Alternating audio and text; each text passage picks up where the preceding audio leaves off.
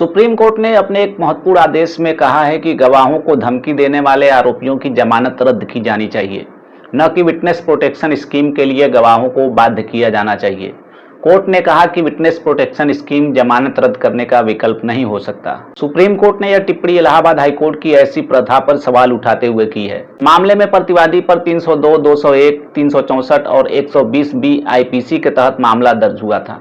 आरोपी को हाईकोर्ट ने कुछ शर्तों के साथ जमानत दे दी, जिसमें यह शर्त भी शामिल था कि वह अभियोजन पक्ष के गवाहों और शिकायतकर्ता को धमकाएगा नहीं और सबूतों के साथ छेड़छाड़ नहीं करेगा। वादी ने आरोप लगाया कि रिहा होने के बाद आरोपी ने गवाहों को धमकाना शुरू कर दिया।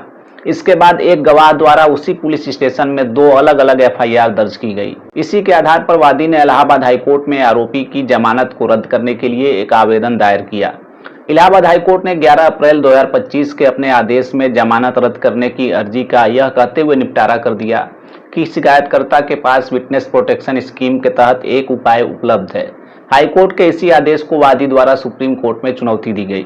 सुप्रीम कोर्ट ने हाईकोर्ट के आदेश को बहुत अजीबोगरीब करार दिया और कहा कि जमानत रद्द करने के आवेदन पर कानून के स्थापित सिद्धांतों को लागू करके उसके मेरिट के आधार पर फैसला किया जाना चाहिए था। पीठ ने इस विडंबना पर ध्यान दिया कि जिस हाईकोर्ट ने जमानत की शर्तें लगाई थी, वही उनके कथित उल्लंघन पर निर्णय लेने में विफल रहा। फैसले में विटनेस प्रोटेक्शन स्कीम और जमानत रद्द करने के प्रावधानों के बीच के अंतर का विस्तृत विश्लेषण प्रदान किया गया है।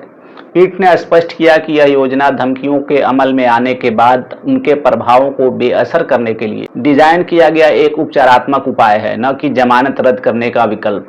कोर्ट ने कहा कि विटनेस प्रोटेक्शन स्कीम का अस्तित्व किसी भी तरह से जमानत रद्द करने से इनकार करने का आधार नहीं हो सकता, तब भी जब प्रथम दृष्टया यह सामग्री हो कि आरोपी ने गवाहों को धमकी दी या डराया।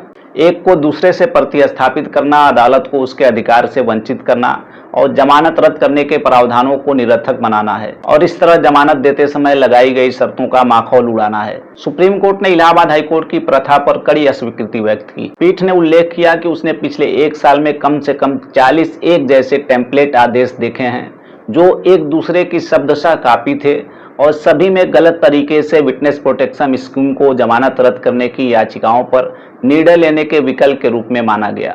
कोर्ट ने सरकारी वकील की भूमिका की भी आलोचना की, जिन्होंने सही कानूनी स्थिति बताकर विद्वान न्यायाधीश की सहायता करने के बजाय स्वयं यह आग्रह किया कि गवाह या शिकायतकर्ता को विटनेस प्रोटेक्शन स्कीम के तहत उपाय का लाभ उठाने के लिए भेज दिया जाए। सुप्रीम कोर्ट ने इलाहाबाद हाईकोर्ट के विवादित आदेश को रद्द कर दिया और मामले को नए सिरे से विचार करने के लिए वापस हाईकोर्ट को भेज दिया है।